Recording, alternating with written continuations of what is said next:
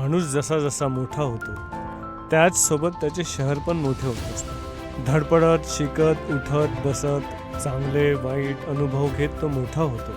आयुष्याचा आनंद घेत असताना त्याला हे लक्षात येतं की खरा आनंद कुटुंबासोबत आहे. तर बघूया अभिमन्यूच्या कुटुंबासोबतचा आजचा दिवस. गणपती बाप्पा मोरया.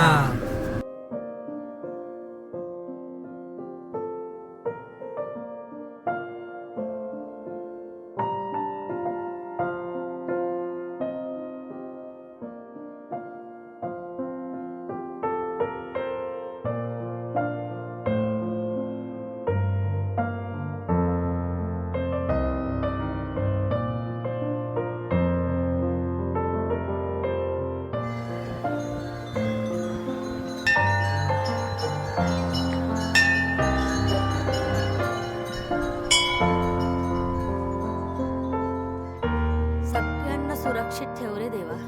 देवा माझ्या पोरीची तब्येत बरी कर रे.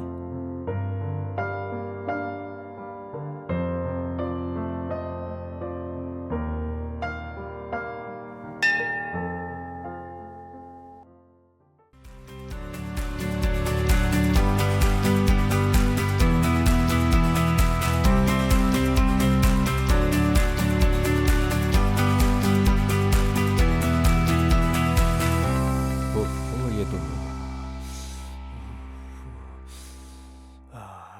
चला हो साहेब निघूया.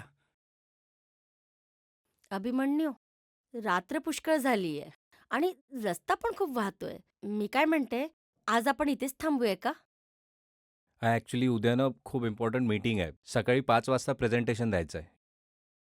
निघूया ना आपण. पण अभिमन्यू, आई अहो रोजचं काम आहे माझा.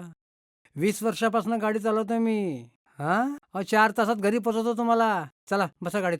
चला या बरं. चला लवकर या. चला चला चला चला चला. चल राधा स्वरा चला.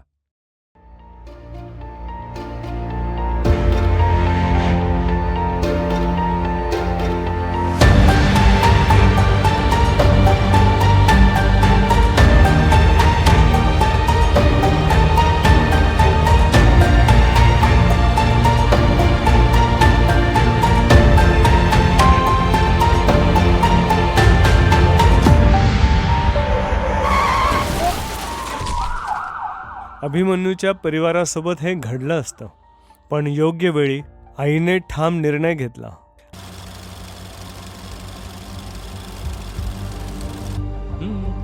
चल राधा स्वरा चला.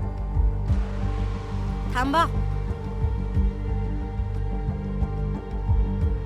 राधा, स्वरा, इकडे या.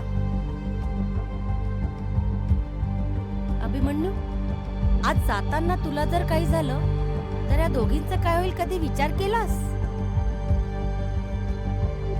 आणि तू तो मोबाईल आण इकडे.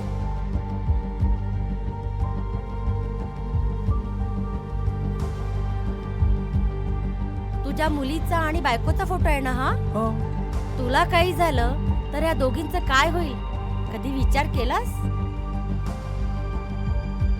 हो आई कळलं मला. रात्रीचा प्रवास नको, सकाळी निघूया.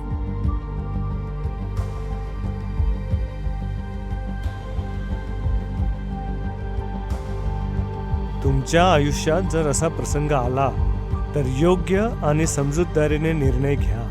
वेळेचं मूल्य आहे पण जीवन अमूल्य आहे.